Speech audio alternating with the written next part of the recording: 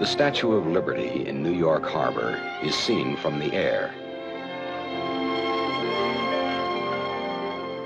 Flying to America, to New York and Washington, are the Prime Minister of Uganda, Milton Obote, the Secretary General of the Uganda People's Congress, John Kakonge,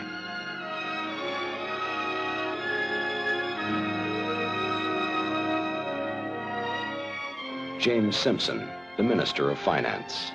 On October 9th, 1962, Uganda became independent. Now, 2 weeks later, Prime Minister Obote travels to Washington at the invitation of the President of the United States.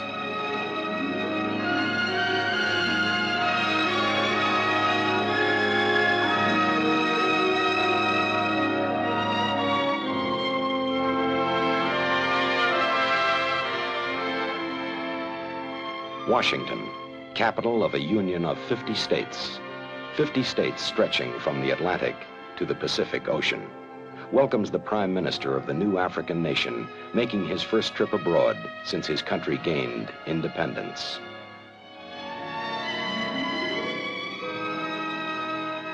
Prime Minister Obote is welcomed in the name of the President of the United States by Assistant Secretary of State for African Affairs, G. Menon Williams.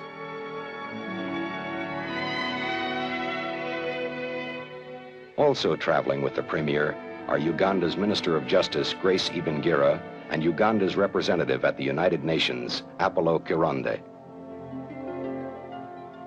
We are indeed very proud and happy to have you with us, and we want to congratulate you, first of all, on your accession to independence on October 9th, and wish you and your country a very happy experience, which I am sure that you will have.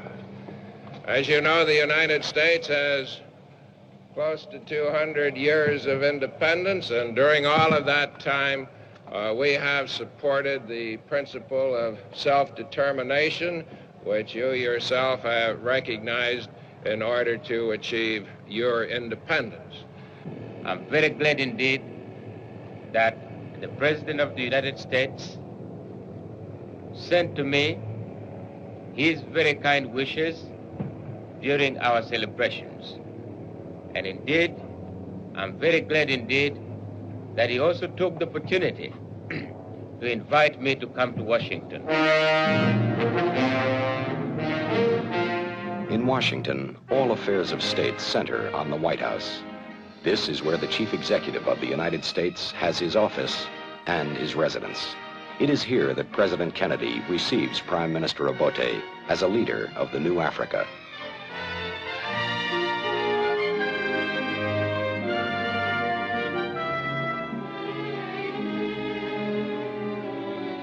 The President of the United States has said on many occasions that the tide of freedom now sweeping through Africa is a victory for free peoples everywhere, part of the great forward movement of the democratic world. Prime Minister Obote and President Kennedy meet privately for more than an hour. They discuss the future of Uganda. They discuss political and economic problems.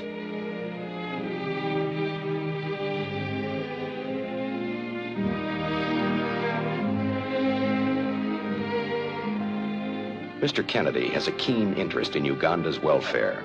He assures Prime Minister Obote of America's continuing interest in the newly independent nations of Africa.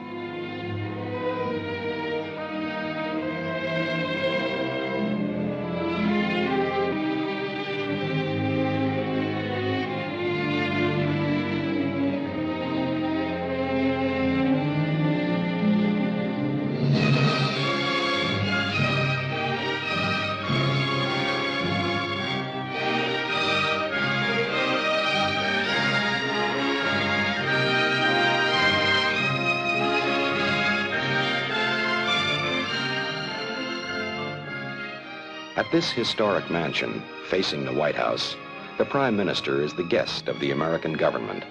Here, a luncheon is given in his honor by the President's brother, Attorney General Robert Kennedy, leader in the enforcement of laws, securing equal rights for all Americans.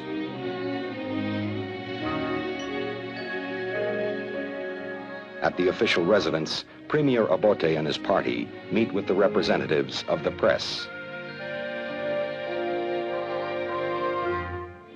The Prime Minister tells the American reporters that the most urgent task for Uganda is to build more schools, homes, and roads, develop agriculture and industry. He also describes the natural beauty of his country, the Great Lakes and rivers, Lake Victoria and the Nile.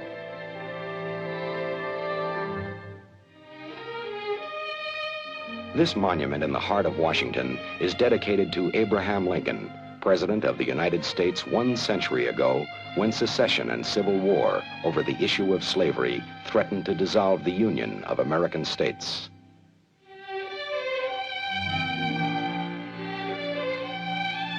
He is remembered as the savior of the Union, the great emancipator, the champion of freedom. The sculptured face of Abraham Lincoln looks out over the capital of this nation he summoned to the cause of freedom 100 years ago.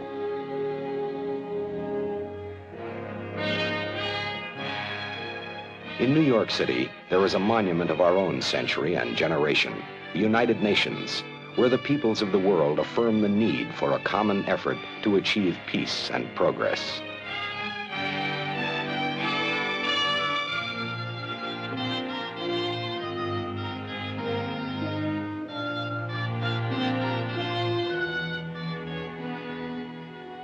On October 25th, Uganda becomes the 110th member of the United Nations. Acting Secretary General Uthant congratulates Prime Minister Milton Obote as the flag of Uganda is about to be raised in front of the United Nations headquarters. The crested crane is Uganda's national symbol. The colors are red for brotherhood, black for Africa, yellow for the sun.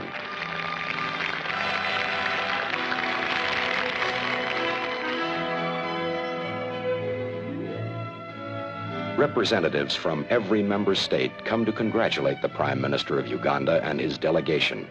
With the admission of each new member, the United Nations grows not only in numbers, but in experience and effectiveness.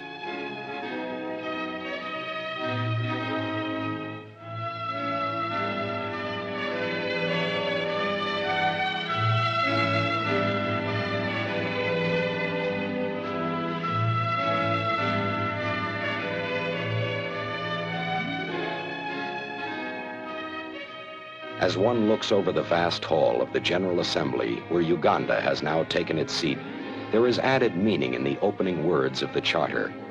We, the peoples of the United Nations, determined to save succeeding generations from the scourge of war, to reaffirm faith in fundamental human rights, in the dignity and worth of the human person, in the equal rights of men and women, and of nations large and small. I now take pleasure in inviting the Prime Minister of Uganda to make a statement.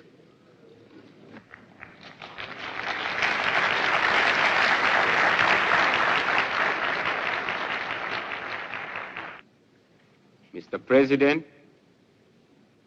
Uganda got its independence without recrimination or hatred. We have tried to impart good sense, respect for law and order, to the newly independent people of Uganda. We have also tried to establish a condition where tolerance, discussion, and compromise were the characteristics of our struggle for independence.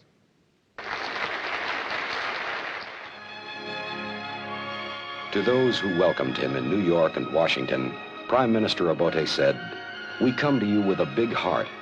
We know that we have many friends." As Premier Obote flies home, his many friends in the United States and at the United Nations send with him their best wishes for Uganda.